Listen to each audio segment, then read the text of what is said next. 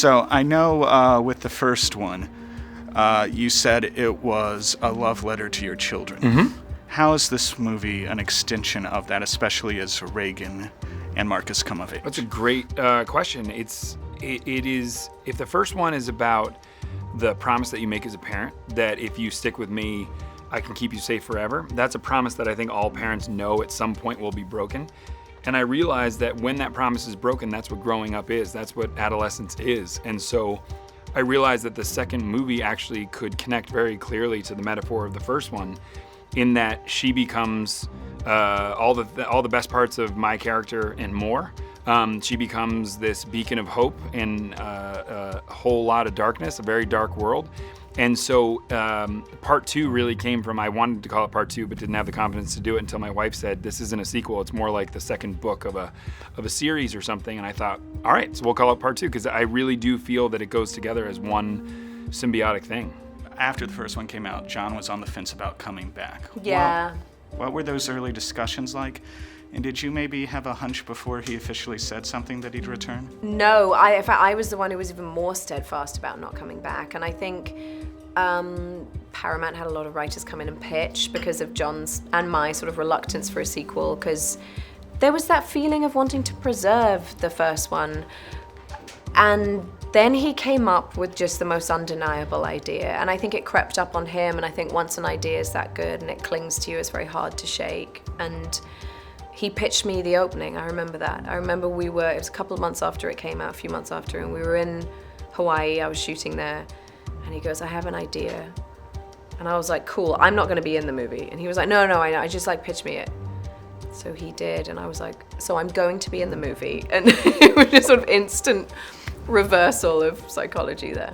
I heard you definitely wanted to help write this movie when it was first being developed, but you were unsure if you wanted to come back and direct. What was the idea that really compelled you to come back? Well, I actually didn't want to write or direct. I actually told the studio to go make the movie without me because I didn't know how I would match the experience. For me, it was so personal. Like you said, it was a love letter to my kids, but also, I'm an audience member first before I'm a writer, a director, an actor, and so I'm very weary of sequels. I understand people's fear of why would you do another one? What are you going to do better than the first one and all that stuff? And I didn't want it to just be bigger, better, or look like a cash grab from the studio, so I didn't want any part of it. It was really this idea of her being the first, or being the lead of the movie, that really made me open up to that idea that I was telling you about, the metaphor, that this actually could be equally as personal, if not more personal. So if the first one's a love letter to my kids, then this is a weird letter to my kids about the dream that I have for them, that I hope they're this positive, I hope they're this courageous and can go into the dark and light a candle.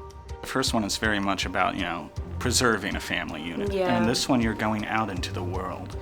So how do you maybe relate or can understand Evelyn as she's seen her children come of age even in this extreme situation? Well, I think the stakes are they're ratcheted up even more for her, how the lengths she's going to now have to go to keep her children alive. So I found that sort of maternal ferocity really exciting to play and harrowing at times. It's not necessarily a sort of fun experience shooting Quiet Place. It's incredibly exhilarating, rewarding, but it's hard. And I think John always felt that this needed and should be Millie's story. This is her shouldering now, being passed the torch by her father. How does she keep his spirit alive? And that's by being him and turning into him. And so I love what this film is about. It's really about the kids being the future. When the first one ended, obviously Reagan was in a place of great strength. She learned how to kill these monsters. But even before that film came out, did you know you wanted to come back and maybe see her continue to take the fight to the creatures? Well, thank you for saying that. And it's a big change for Regan in this movie, though. How she now carries a huge burden, and she now has to follow in her father's footsteps. And I think that's a big change for her, both in the life journey and for me as well. She has to find confidence in herself now to continue. But at the same time, it does feel like Reagan's finally, she's beginning to make her own choices and maybe taking them away from her mother a little bit. So, were you able to draw on your own life and seeing how she became honestly the most independent character in this film? Well, yeah, thank you. It was really interesting to see how the first film influences her relationship with her family in this story,